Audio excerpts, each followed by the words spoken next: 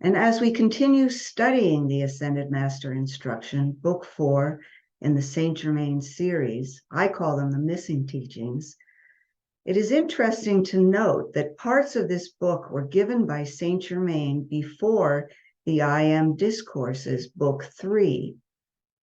So Ascended Master's instruction dates from July of 1932 to July of 1933, and the I Am Discourses, Book 3 dates from October of 32 to January 1st of 35. So in other words, the books overlapped each other, and some discourses were given in Book 3 and the others were withheld. Mrs. Ballard said that the parts that were withheld were only given for Mr. and Mrs. Ballard. And when she made her transition in 1971, 14 years later, the Saint Germain Foundation Board decided to release this book to the public. So it turns out it was Mrs. Ballard's decision to pick which discourses were to be given to the public. So that's why I call them the hidden teachings. I think they're very interesting. And today we're going to have some very, very interesting material. The Ascension. I bring greetings from the ascended host and that Master of Masters who sends love and riches to you today.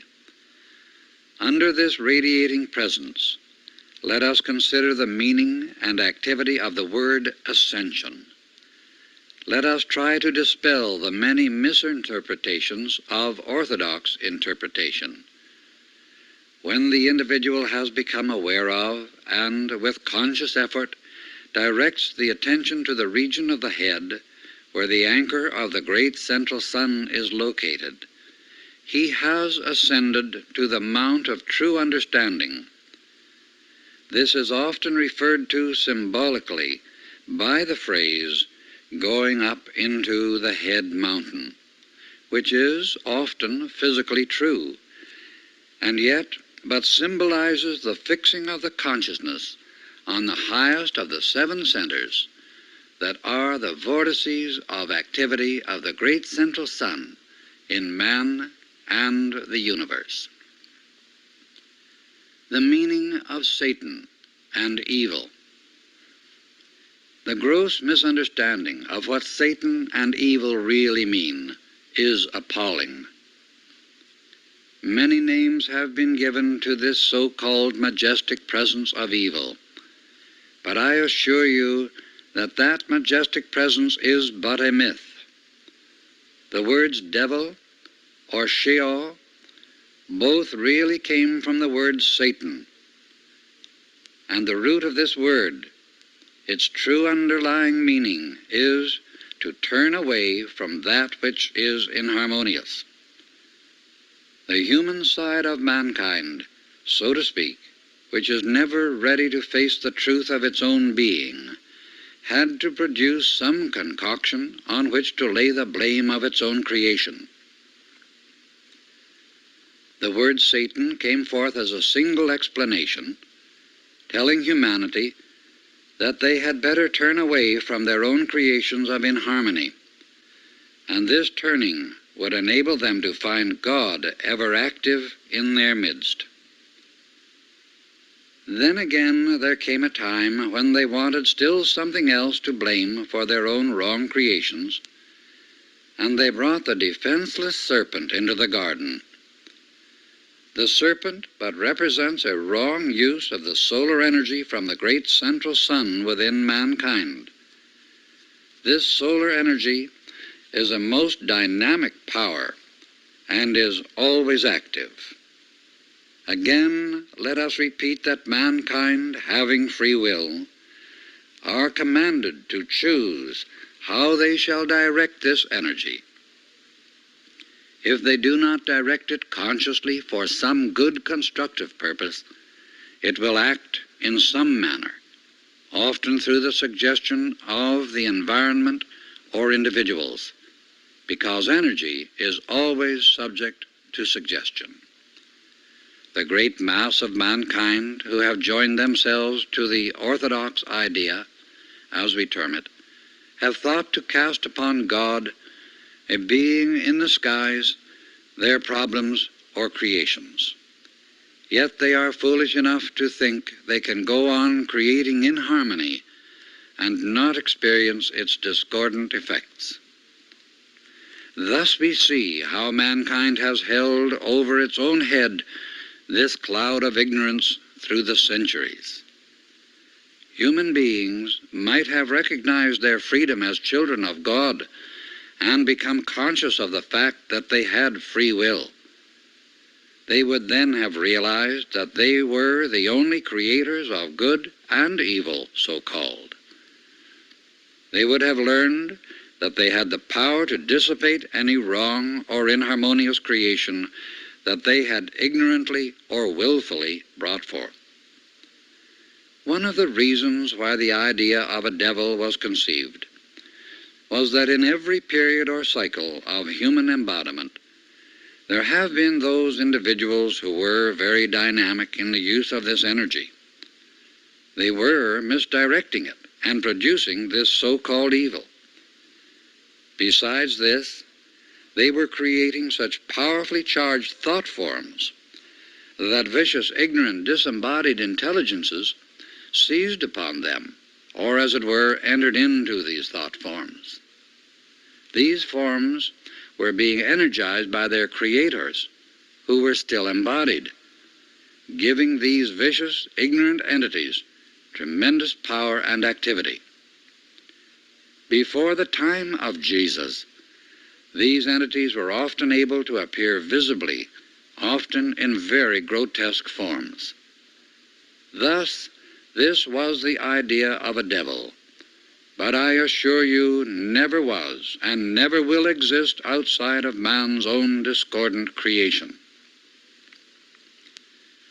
Saints. A saint may or may not be an ascended being. When sainthood is conferred on someone, thousands and hundreds of thousands of minds are focused upon this idea or form of a saint, for there is no idea of a saint without the form in the mind. Thus, a thought form of tremendous power is created. Sometimes the soul of this saint, through the direction of a great intelligence, takes advantage of this tremendous creation and enters into the form, producing miracles of great good. Fortunately, the predominating and balancing thought force in such a creation is always for good. Consequently, the saint, being good, prevents the energy in the thought form from being used for a wrong purpose. In this thought form, certain attributes and powers are supposed to be within its domain. The individual furnishes the tremendous energy which is generated to do specific things. However, when we realize that the energy of God within the individual is omnipresent, waiting to be consciously directed, we know that in this way it can do far more powerful things than any thought form. Here is a mystery which has not been explained. Often, where a great purpose is to be gained, one of the great masters will take charge of this thought form and produce great and lasting good. Thus you will see that the energy or force which might have been misused is often used by wise intelligences for the accomplishment of great good. It is the privilege of every one of God's children to do exactly this same thing.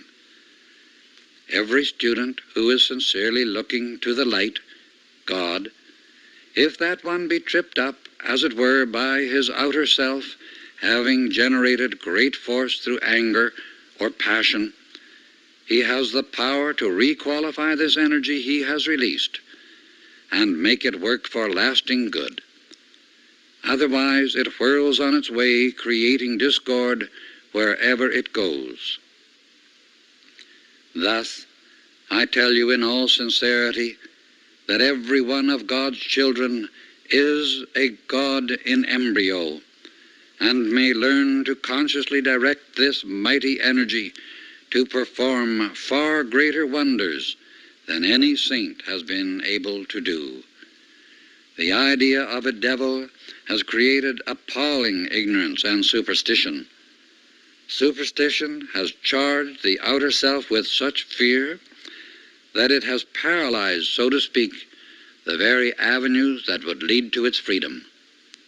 There is no devil in the universe except mankind's own inharmonious thoughts and feelings, individual and en masse. After the Master Jesus' Ascension. After the time of beloved Jesus' appearance and ascension, there were those diametrically opposed to the wondrous light he had taught and radiated. These were known as forces of darkness. They had gone deep enough into the understanding of the inner laws of their being to find that they had certain power of thought, and that they possessed tremendous energy which they could direct for right or wrong as they chose. These became known at that time, and have been down through the centuries, as black magicians. At one time, I shall not say when, there was a school of these black magicians that set upon and snared, as it were, those students of light who had failed to go beyond a certain point of enlightenment. Many times they drew the student into the full activity of their understanding. On the other hand, there were many in whom the presence of the light was strong enough to throw off the influence of these black magicians. After a struggle, the students were left to go their way. It was the observation of this activity taking place that drew the attention of the great ascended masters of light to this school, and it was broken up and scattered. Since that time, it has never been allowed to form a focus of more than 2 or 3 individuals in one place. Previous to this time, these black magicians created powerful thought forms which they operated at any distance. Thus was created great havoc and distress during the 2 closing periods of Atlantis and Egypt. And in fact, they were the underlying causes of all periods of great destruction. Why? Because aside from their own power to generate destructive force, they utilized the destructive force generated by mankind, thus causing the destruction of an entire race or continent. Cause for great encouragement. Since the time of Jesus' advent or appearance upon earth, these black magicians have never been allowed to form such powerful points of focus wherein a great number of them were gathered together. The tables were turned on them, and among their number were found those whom the ascended masters saw wanted to turn from the darkness to the light. One by one, these were freed from the clutches of the forces of darkness. They became great exponents of the light, because they were conversant with every subtle activity of the wrong direction of this mighty energy of God. Thus is the great transmutation going on. This is why we feel encouraged that some of the destructive force that at times seemed very near succeeding might be dissipated, and much cataclysmic activity avoided.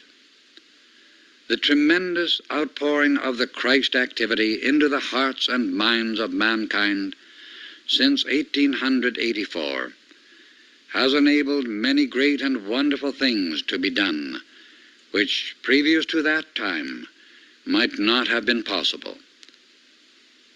So everyone fortunate enough to receive these ideas should have courage to go on with a brave heart, knowing that these days every cloud has its golden lining, and back of it the crystal cup, pure light of Christ, God in action. A marvelous promise. No matter how threatening the storm clouds appear to be, those who stand firm and unyielding to the light, to the mighty individualized Christ presence, will find their brave hearts rewarded. They will experience the golden lining of these clouds, and before them will appear the crystal cup, filled to overflowing with the mighty love, peace, light, wisdom, and abundance of God forevermore. Such a promise, I assure you, is not imaginary, and one day will be fulfilled for all those who stand staunch and true to the mighty Master Presence, their own inner God Self. The true ascension of the individual starts long before the raising of the body. As was often represented, initiation, the 7 steps of the ascension, were the 7 steps one takes when mounting from one center to another within the human form. When one has become aware of this fact, and has reached the point of understanding where his attention is fixed upon the highest center within his head, and when he lives to it accordingly, he has passed his greatest struggle in the raising of the outer form into the divine. From this point on, he is given much more assistance, most of which he is entirely unaware of in his outer mind. To become conscious of a goal of attainment, knowing that it is not only possible, but that it is certain of accomplishment, enables one to look upon the trials of the outer self with great fortitude, courage, and strength, knowing that they are but dust particles flitting before the outer vision.